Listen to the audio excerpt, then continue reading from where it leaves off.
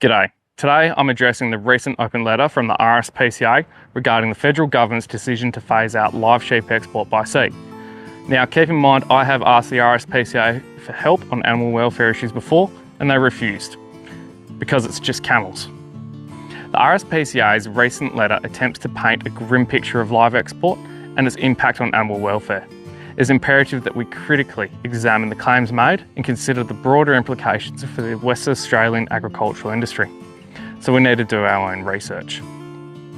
Firstly, the RSPCA argues that the live export industry has been in terminal decline for over 20 years, citing a 90% reduction since 2002-2003.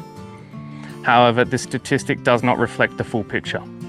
The decline mentioned is partly due to improved practices and changing market demands, not a sign of industry failure. Also remember that some of the SNAP bans, based on misinformation in the past, reduced certainty in that market. According to the Australian Bureau of Agricultural and Resource Economics and Sciences, ABARES, live export continues to play a significant role in our agricultural industry, contributing over $1 billion annually. The reduction in volume has been accompanied by an increased value per head, indicating a shift towards quality over quantity. The letter from the RSPCA suggests that supporting live export is mutually exclusive with supporting animal welfare. This is a false dichotomy. Australian farmers are committed to the highest standards of animal welfare, both on their farms and during transport. The Australian Livestock Exporters Council has highlighted that the live export industry not only adheres to stringent welfare standards, but also plays a crucial role in supporting the livelihoods of thousands of Australian farmers. The welfare measures include pre-export preparation, on-board monitoring, and post-arrival care, which ensures that animals are treated humanely throughout the whole process. The RSPCA's claim that 80% of independent observer reports indicate sheep are starving on board is misleading and lacks context. While there have been instances of non-compliance far into the past, these are exceptions rather than the rule. They also do not reveal the ship's origin. This is deliberately misleading, because the independent observer reports also document the significant improvements and compliance measures taken by Australian exporters to ensure animal welfare.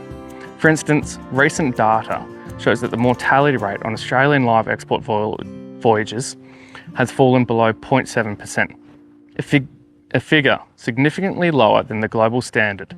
Instances of non-compliance are addressed promptly, and continuous efforts are made to minimise risks and enhance the conditions for animals.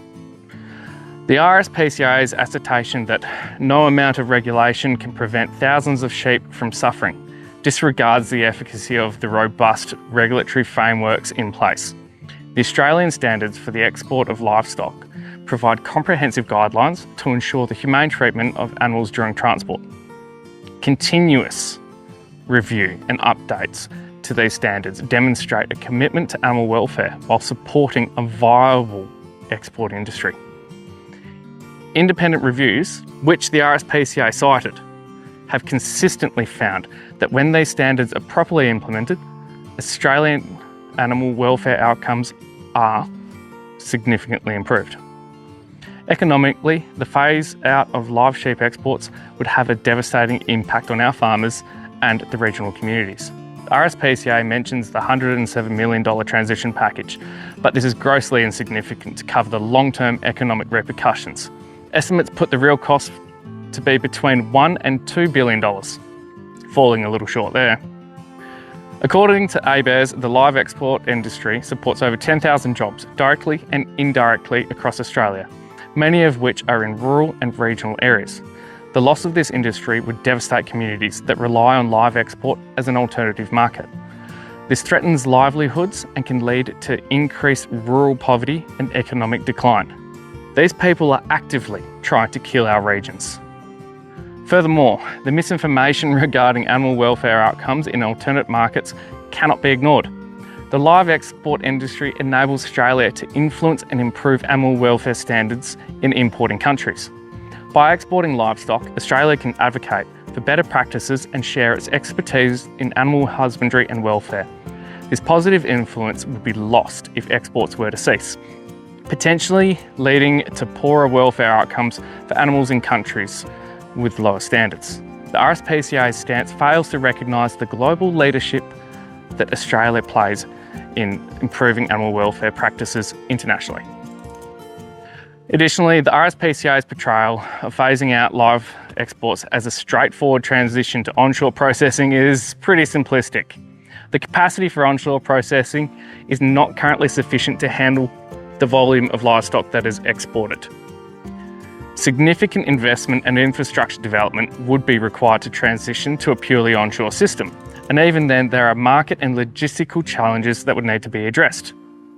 The suggestion that this transition would be seamless is misleading and does not account for the complexities involved, nor our government's willingness to spend anything on our regional areas. But let's build another footy stadium. While the RSPCA's concern about animal welfare are valid, I would ask them to be honest and display a bit of integrity. Their portrayal of the live export industry is incomplete and misleading. By working together, we can ensure that both animal welfare and livelihoods of our farmers are protected. Keep the sheep and let's keep Australia growing. This is my face, this is our fight.